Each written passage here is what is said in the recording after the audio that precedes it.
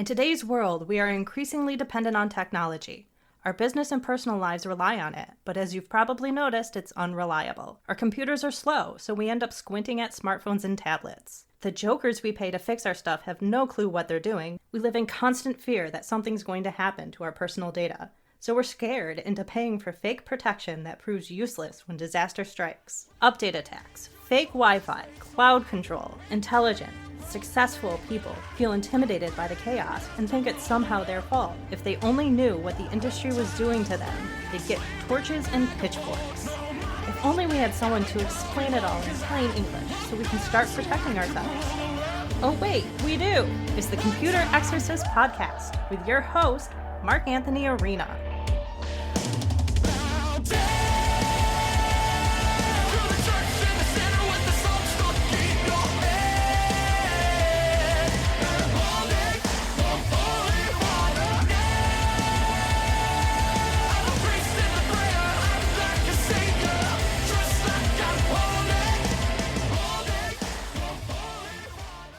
From the Wallace Memorial microphone in my living room, back in the hills of Weston, New York, this is the Computer Exorcist Podcast. I'm so glad you've joined me today. We're going to read a couple articles real quick, and then I'm going to go on my way and teach some online classes. So I'll let you go early today, folks. Let's see what happens. See if you can get out early. This article here is from my friend James, who was a state bureaucrat doing IT work for many years. And this is a pretty interesting one. A lot of stuff is obvious, but a lot of it is pretty interesting and really well said. So I want to read this, and then we got a couple other articles, and then I will explain the connection between them. Okay, governing.com. What government gets wrong about technology. And the author is Alan Greenblatt.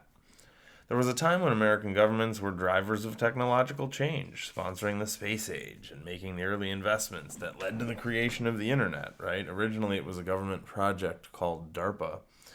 Those days are long over. Today, governments largely leave research and development to big companies and startups in Silicon Valley and elsewhere, private firms that aren't necessarily incentivized to think about how their innovations can lead to ill effects for democracy and communities.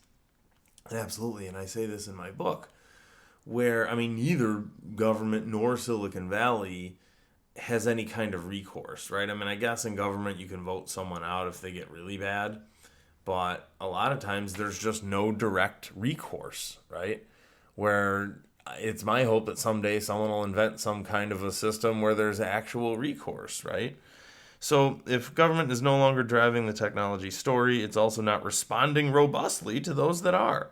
Historically, government tends to be reactive, with lawmakers seeking to address problems after they've already occurred, right? That makes it a bad fit for dealing with something rapidly changing and increasingly all-pervasive as technology. That's a really good point. He's pointing out that there's such an extreme disparity between a government that's reactionary to begin with, but also 10, 20, 30 years behind the rest of the world, right? Some of these people are using Microsoft Outlook thinking that's a secure product, which is hilarious. And meanwhile, on the other extreme, you have Silicon Valley, which is very rapidly outpacing everything and everyone, and it's about to engulf all of us. We should not wait for the technology to mature before we start to put in our principles, ethics, and even rules in place to govern AI. Microsoft President Brad Smith said in Davos, Switzerland, at the World Economic Forum. So look, it's this guy, I get it. We need rules and restraints in a way, but this AI stuff, you can't just put external rules and external restraints. And then again, it becomes reactionary, right? It's like, oh, look, AI did this. What are you going to do, punish it later? No, the values have to be baked into the AI, right? My favorite quote is when Elon Musk said, the primary purpose should be the pursuit of truth, right? You have to tell the AI to pursue the truth, because anything else other than that will eventually lead to disaster, okay? AI may become like electricity, affecting every industry. Yet we have no national policy or even serious dialogue about how ideally we might want its still developing effects to play out. Look, folks, By the time the government decides on a meeting and schedules a meeting and does a bunch of PowerPoints to debate when a meeting is happening, AI is going to blindside and possibly replace government in general as a whole. Okay? It's going that rapidly. The U.S. government has no grand strategy for AI nor for our long-term future. Many lawmakers lack basic understanding of how technology works, right? Like I'm saying, some of them are using iPhones and allowing updates to attack their iPhones, and some of them are infected with Outlook, and let alone how it's changing. That leaves them ill-suited to help society navigate all the changes that we can see coming. Government has responded to technology without any positive, coherent vision of what we want the future to be. There are tech-savvy politicians, for sure, but most take a 30,000-foot view. Technology is good because it creates opportunities, or bad because it's disruptive, right? That's all they know is the first grader concepts or the second grader concepts of it's good because this and it's bad because that. But many lack basic knowledge about more mundane things like IP addresses or encryption, right? They really need to read my first book from 9 years ago that explains those concepts. Nobody knows this, right? My book says you got a handful of people doing cutting edge stuff, but 99% of people have no clue how to reboot their phones. And of course, Apple makes it increasingly difficult to reboot your phone, as we've talked about, because they do not want you doing it for whatever reason. Ted Stevens, the late U.S. Senator, describes the internet as a series of tubes, right? That's all they can hope to achieve. That's all these lawmakers can hope to achieve is a very basic description of technology. And again, if they just read my book, they would get a basic grasp of this stuff in a way that's plain English, using analogies, and it just makes sense. Technology is by its nature complicated and always becoming more so, right? It's because these designers have no brains and no self-control. I say it all the time. If you don't have to think about this stuff for a living, it's easy to let your mind glaze over when someone starts to talk about the difference between edge computing and cloud computing, right? And again, this is another meeting of the extremes, the extreme disparity, where nerds love extreme terminology. I was just talking to a buddy on the phone a little while ago, and we're saying how nerds use words like agentic AI when they could just say AI agent, right? They love condescension. They love big words. They love drawing a line in the sand between us and the unwashed masses, right? And then meanwhile, you got people who glaze over any kind of topic that's not football. They can't understand anything more complicated than football. Tech companies are more than happy to exploit the black box nature of their businesses, right? What did I just say? They love that it's ultra complicated and they love sealing it off from you. All right. But now is the time for you to start educating yourself so that you can protect yourself from the malicious Silicon Valley. Okay. That's my words. Let's see. They exploit the black box nature of their businesses. They have no desire to disclose the full objective of what they might be up to, right? Parentheses, every possible move that Google has ever done. And every move that Apple and Microsoft have ever done. How they're scraping and selling people's most personal information, for example. These things change so rapidly. We just try to fix with a patchwork approach the most egregious problems we see, said Guggenberger. And look, I could see if you're a non-expert, right? But these lawmakers are supposed to know some basic concepts, and they don't. Technological breakthroughs may be touted by news outlets on a daily basis, but in government, people are often stuck using old computers running programming languages that are the equivalent of speaking Latin. Procurement for technology is still handled in many agencies as though the needs aren't any different than buying office chairs, right? Some of them are still buying HP printers, hoping that they'll actually work.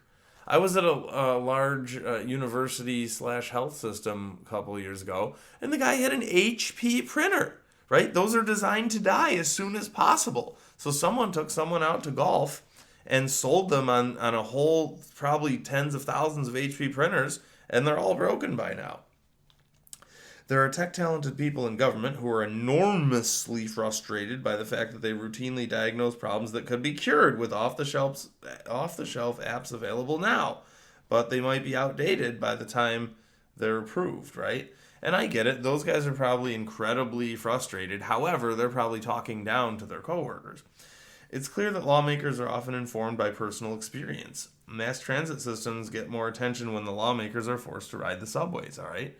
So, again, someone needs to attack one of these lawmakers with an update attack on their phone, and they'll see, oh, wait, I got an update attack on my phone, and now my phone's horribly slow. And then they might put two and two together that update attacks are destructive and can never protect against modern threats.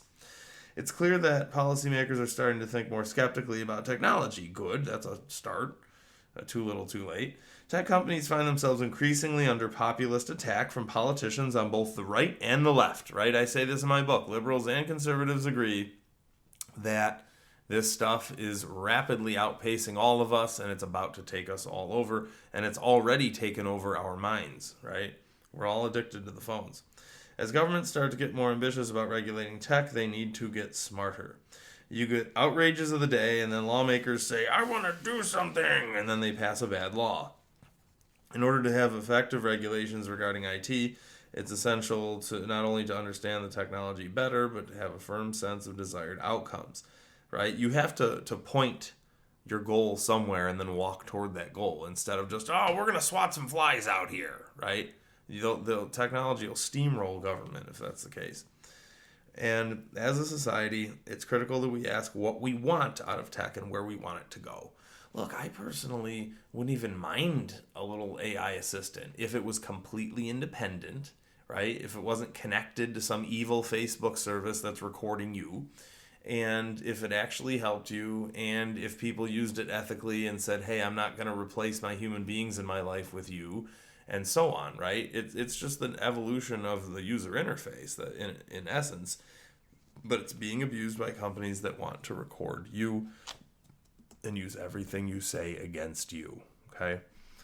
And despite the growing techlash, I love it, techlash, and again, it's because hopefully I'm doing a little bit of my part to help people to raise awareness for what technology is doing.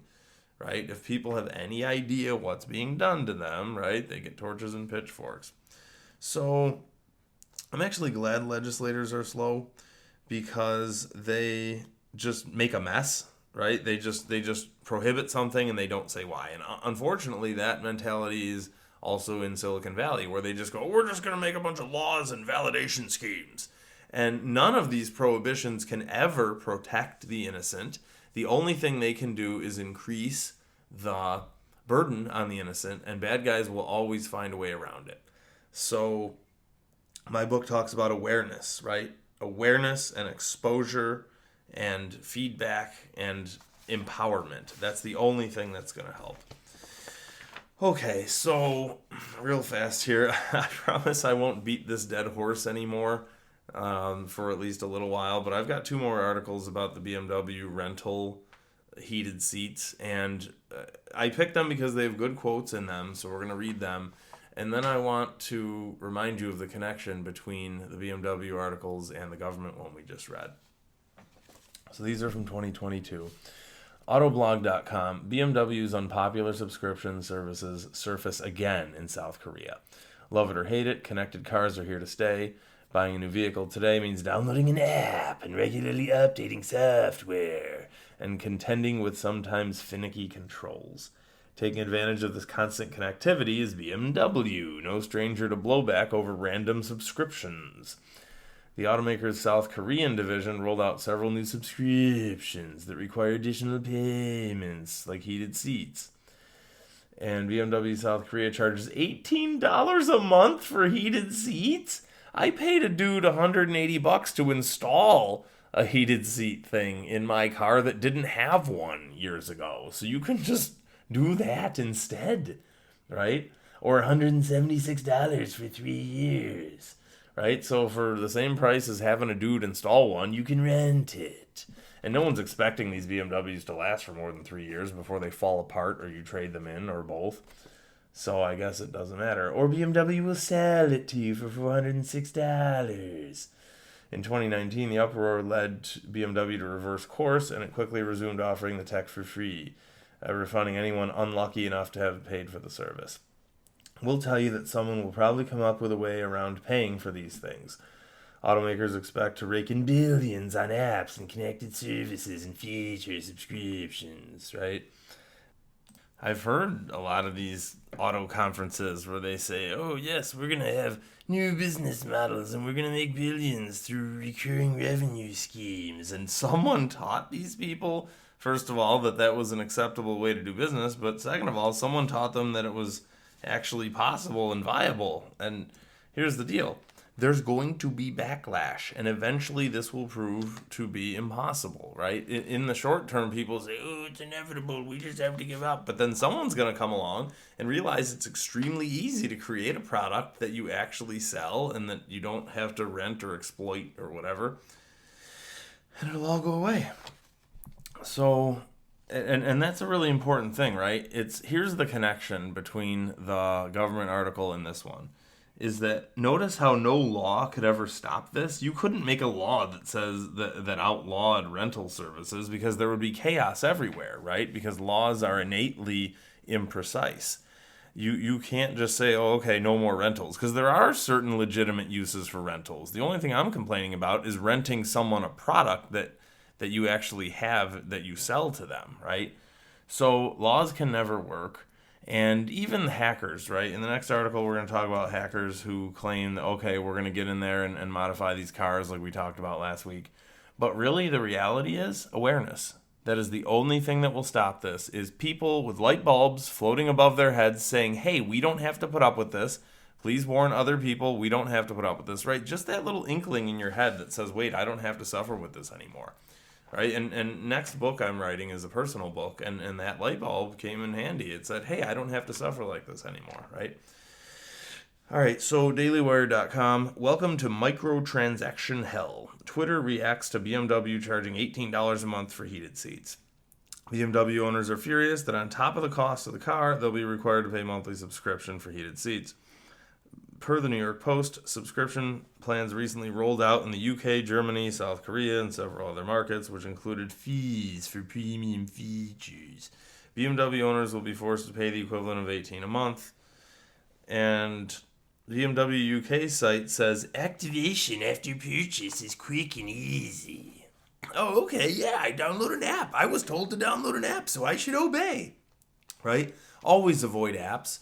I've managed to get this far in my life without apps, all right? The only apps I do are dating apps, and those are garbage as well.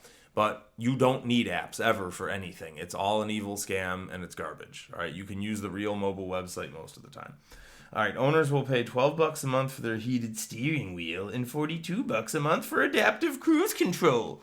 All right, look, I don't like full self-driving and all that, but adaptive cruise control is actually helpful, where it's cruise control except it senses when there's a car in front of you and it slows down. It's that simple. Guess what? That's built into the Toyota Camry. All right, that's a feature that's in the Toyota Camry, and it's built in for free. You don't have to rent it. All right, what happened to the days when luxury meant you actually got something for your money instead of paying more for stuff that everyone else gets for free? All right, what happened to trickle-down technology? This is the opposite. Hey, the lady in the Camry over there has it, so I'm going to have to rent it on mine. Okay. You let people choose what they want through the App Store, and that's true digital recurring revenue, said the Mercedes CEO, comparing these offerings to cell phone companies that offer upgrades for a fee. Well, again, so all this stupidity is spreading now from BMW to Mercedes to Stellantis and farther.